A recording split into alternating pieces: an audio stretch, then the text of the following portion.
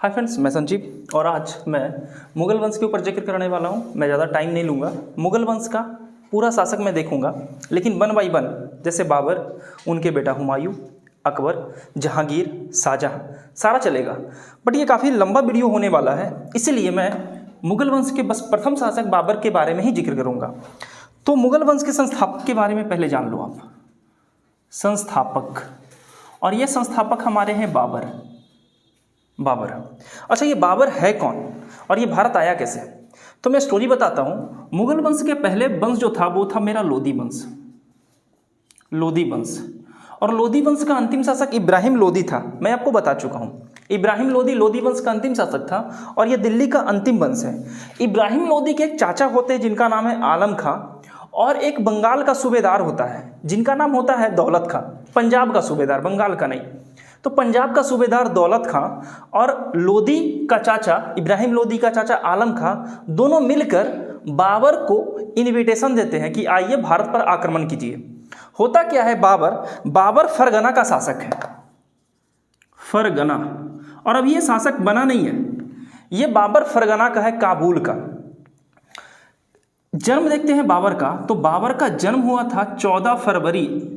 Shocked नहीं होना है, वैलेंटाइन डे है, अच्छा दिन पैदा लिया है बंदा। 14 फरवरी 1483 एडी में इनका जन्म होता है, ठीक है। और ये मात्र 11 वर्ष के होते हैं, यानी 1494 एडी में ये फरगना की गद्दी पर बैठेंगे।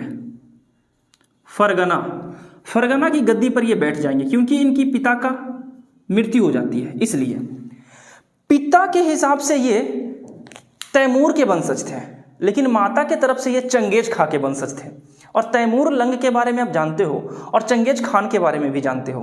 तो ये तैमूर और चंगेज के वंशज हैं। जब इनकी पिता की मृत्यु होती है तो 1494 में बाबर बैठेंगे फरगना की गद्दी पर, और गद्दी पर बैठने के बाद लगभग 1507 में ये काबुल को जीत लेंगे। देख लीजिए, बाबर का जन्म 83 में हुआ है और 1507 में गद्दी जीत भी हासिल भी कर ली, यानी लगभग 24 वर्ष की उम्र में काबुल को ये जीत लिया। और काबुल को जीतने के बाद ये एक उपाधि धारण करेंगे और वो होता है पादशाह। और ये क्वेश्चन पूछा गया है कि बाबर 3 उपाधि धारण करेंगे। एक है यहाँ पादशाह का, आगे जाइएगा तो मिलेगा कलंदर का, और उसके आगे जाइएगा तो मिलेगा गाजी का उपाधि, ठीक है। तो यहाँ पे आप देखो, बाबर काबुल को जीता 1507 में और पादशाह की उपाधि धारण कर लिया। बाबर क्या करता है, बाबर भारत पर आक्रमण करता है। भारत पर आक्रमण, तो अभी तक लोग जानते थे कि बाबर भारत पर आक्रमण किया था 1526 में पानीपत के युद्ध में। ये गलत है। बाबर भारत पे आक्रमण करेंगे 1519 में, और बाबर खैबर दर्रा से होकर भारत आएंगे। होता क्या है, बाबर 1519 में भारत पे आक्रमण करेंगे और भारत के भेरा और बाजौर इसको जीत लेंगे, और जीत के बाबर चले जाएंगे। और जब इसको जीतेंगे तो ये खैबर दर्रा पाकिस्तान और अफगानिस्तान के सीमा पर है। उसी के रास्ते बाबर, यानी ऊपर से बाबर इधर भारत में प्रवेश करते हैं। बाबर पुनः आक्रमण करेंगे 1519 में, फिर से 1519 में करेंगे, और बाबर सियालकोट को जीतेंगे। सियालकोट, बाबर फिर से आक्रमण करेंगे 1520 में, और इस बार पेशावर को जीतेंगे। और बाबर फिर से आक्रमण करेंगे 1524 में, और इसमें पंजाब को जीतेंगे। अब याद रखिए ये सीक्वेंस, ये पंजाब पे बाबर का भारत में किया गया चौथा आक्रमण था, जिसमें बाबर पंजाब पे अधिकार कर लेते हैं। और जब बाबर पंजाब तक पहुंच जाते हैं तो इब्राहिम लोदी का चाचा आलम खां चाहते हैं कि लोदी ख़त्म हो जाए, इसलिए बाबर को इनविटेशन दिया जाता है कि आप दिल्ली पे आक्रमण कीजिए। और बाबर इसी के जस्ट बाद, आप सबको पता है, 1526 में आक्रमण करेंगे। इब्राहिम लोदी के साथ युद्ध होगा, और वो युद्ध होगा पानीपत का, और ये पानीपत का प्रथम युद्ध होगा, ठीक है। और पानीपत का प्रथम युद्ध होगा इब्राहिम लोदी वंश के अंतिम शासक इब्राहिम लोदी और बाबर के बीच में, जिसमें इब्राहिम लोदी मारा जाएगा। और मैं लास्ट वीडियो में बताया हूं कि दिल्ली डायनेस्टी का एकमात्र शासक इब्राहिम लोदी है जो रणभूमि में मारा गया है, ठीक है, बाबर पानीपत का युद्ध लड़ेंगे और पानीपत के युद्ध बाबर जीत जाएंगे। पानीपत के युद्ध में बाबर खुद से कहते हैं एक बात कि मैंने, बाबर का एक पुस्तक है और आप सबको पता होगा उस पुस्तक का नाम है बाबरनामा। बाबरनामा, और ये तुर्की भाषा में लिखा गया है और ये बाबर की आत्मकथा है। बाबरनामा बाबर की आत्मकथा है जो तुर्की भाषा में लिखा गया है। ये बातें आप याद रखिएगा, ये क्वेश्चन पूछा गया है। और बाबरनामा में बाबर कहता है कि मैंने सर्वप्रथम बारूद का इस्तेमाल भेरा को जीतने के लिए किया था। भारत के भेरा पे जब आक्रमण करते हैं बाबर तो सबसे पहले बारूद का इस्तेमाल करते हैं। ये क्वेश्चन पूछा गया एग्जाम में। उसके बाद बाबर पानीपत के युद्ध में तोपों का इस्तेमाल करते हैं। उस्ताद अली कुली इनके तोपची थे, ठीक है, और उस्मानी विधि के जरिए बाबर पानीपत के युद्ध में तोपों का इस्तेमाल करते हैं, जिससे बाबर पानीपत का युद्ध जीत जाते हैं इब्राहिम लोदी से। तो बाबर के हम ये सारी कहानी आप स्क्रीनशॉट ले सकते हो। अभी कुछ बातें बाबर से बची हुई है, मोस्ट इंपॉर्टेंट बातें। बाबर 4 युद्ध लड़ेंगे, मैं यहाँ चारों का जिक्र करूंगा। उसके बाद बाबर आराम बाग नामक जगह भी बनवाएंगे, ठीक है। तो मैं चलता हूँ, आप स्क्रीनशॉट इसका ले लो, मैं इसको मिटा दे रहा हूँ क्योंकि मैं पहले बता चुका हूँ मेरा बोर्ड थोड़ा छोटा पड़ जा रहा है तो इरेज करना पड़ेगा, ठीक है। बट कोई नहीं, मैं सारा बात बताऊंगा, बस आप आराम से डटे रहो। बाबर का युद्ध इंपॉर्टेंट है, युद्ध, और कौन युद्ध लड़ा और कब कब लड़ा, किसके साथ लड़ा, कौन सा जीता कौन सा हारा। तो पहले मैं क्लियर कर दूं, बाबर एक भी युद्ध भारत में नहीं हारा, पहली बात ये।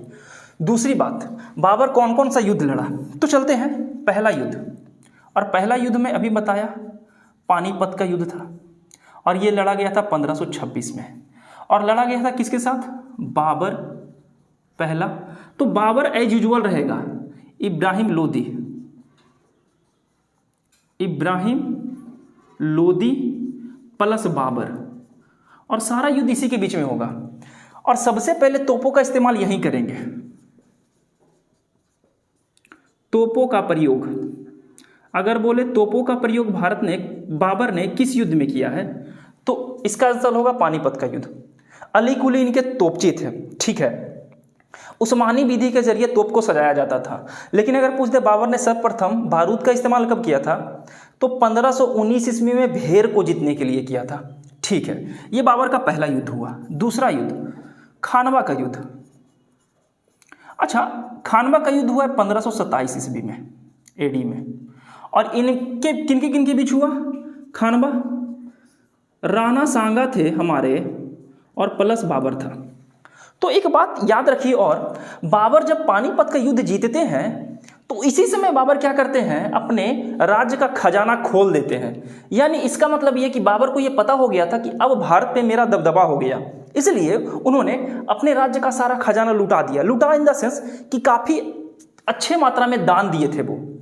इसी समय बाबर अपने बेटा हुमायूं को कोहिनूर का हीरा देता है, और आपको मैं कोहिनूर के हीरे में बता चुका हूं कि जब हमारा 1000 दिनारी, जिसको हम लोग कहते हैं 1000 दिनारी के नाम से एक हिजड़ा था जिसका नाम है मलिक काफूर, मलिक काफूर जब तेलंगाना पे आक्रमण करेगा तो उसको हीरा मिलेगा कोहिनूर का, ठीक है। वही कोहिनूर का हीरा बाबर देंगे हुमायूं को। और ये सारी घटनाओं के कारण बाबर को यही पानीपत के युद्ध में ही कलंदर, ये कलंदर की उपाधि दी जाती है बाबर को। ये बात याद रखिएगा कि जब बाबर पानीपत का युद्ध जीतते हैं और वो सरदारों को और साथ ही साथ हुमायूं को कोहिनूर का हीरा देते हैं बाबर, तो इस कारण बाबर को कलंदर की उपाधि से नवाजा जाता है। अब बाबर लड़ेंगे खानवा के युद्ध, राणा सांगा के साथ बाबर लड़ेंगे। इसमें कहा जाता है कि राणा सांगा का ढेरों लोग साथ दिए थे, मतलब जितना भी राजपूत था भारत का सारा राणा सांगा के साथ लड़ा था। और युद्ध का पहला पक्ष राणा सांगा के ही पक्ष में था, बाबर हारने वाला था। लेकिन बाबर ने एक नारा दिया था, और यह नारा था जिहाद का नारा। जिहाद मतलब होता है अपने आप को सच्चा मुसलमान साबित करना। तो बाबर जब ये पहली मतलब आधी लड़ाई हार चुका था, तो बाबर अपने सैनिकों में उत्साह भरने के लिए जिहाद का नारा दिया। तो ये क्वेश्चन पूछा गया कि बाबर ने किस युद्ध में जिहाद का नारा दिया। तो अगर आप क्राउन का बुक पढ़ते हो तो क्राउन में दिया है चंदेरी का युद्ध। लेकिन आप महेश वर्णवाल या विकिपीडिया सर्च करोगे तो वहां आपको मिलेगा जिहाद का नारा बाबर ने खानवा के युद्ध में दिया था। राणा सांगा के साथ उस समय इब्राहिम लोदी का भाई भी था, मोहम्मद लोदी, जिसको महमूद लोदी भी कहते हैं। वो इसलिए साथ था ताकि वो चाहता था कि अगर बाबर हार गया तो दिल्ली मुझे फिर से वापस मिल जाएगा, इसलिए। लेकिन ऐसा होता नहीं है, राणा सांगा इस युद्ध में हार जाते हैं, ठीक है, और बाबर फिर से युद्ध में जीत जाता है। अब आता है तीसरा युद्ध।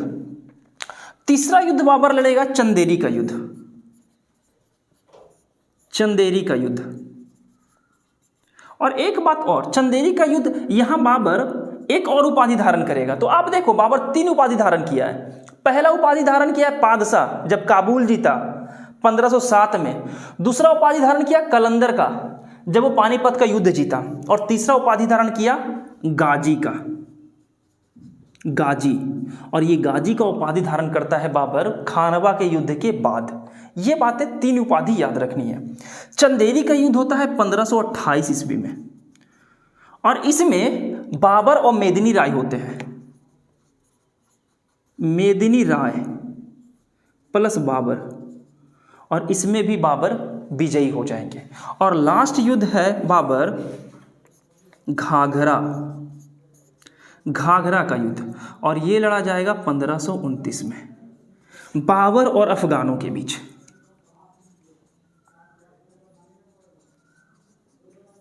जिसमें बाबर विजयी हो जाएंगे। तो एक बात याद रखना, ये सीक्वेंस जो मैं बता रहा हूं युद्ध का, कब लड़ा गया और कैसे कैसे कौन कौन सा युद्ध लड़ा गया, कुछ लोग ट्रिक बता देते हैं, पान खाकर चले घर, इस तरीके से याद कर लेते हैं, पानीपत, खानवा, चंदेरी और घाघरा। और यहां आप सीक्वेंस में देख ही रहे हो 26, 27, 28 और 29 सीक्वेंस ऐसे भी याद कर सकते हो। उपाधि बहुत इंपॉर्टेंट है, कलंदर की, गाजी की और पादशाह की, ये उपाधि इंपॉर्टेंट है। बाबर 1529 तक रहे हैं, सारा युद्ध जीते। बाबर की मृत्यु हो जाएगी, अब मृत्यु के बारे में बात करते हैं, हो जाएगी 1530 में। 1530 एडी में बाबर मर जाएगा। लेकिन बाबर आगरा में आगरा आराम बाग बनवाते हैं, आराम बाग नामक एक बगीचा बनवाते हैं, ठीक है, ये बात याद रखिएगा, आराम बाग नामक बगीचा बनवाते हैं। बाबर को सर्वप्रथम यहीं पे दफनाया जाता है, आगरा के आराम बाग में। परंतु बाद में बाबर को वहां से निकालकर काबुल में दफन कर दिया जाता है। तो ये सारी छोटी छोटी बातें याद रखनी है कि बाबर की मृत्यु कब हुई, उनको सर्वप्रथम बार कहाँ दफनाया गया था, दूसरे बार उनको कहाँ दफनाया गया, ये बातें याद रखनी है।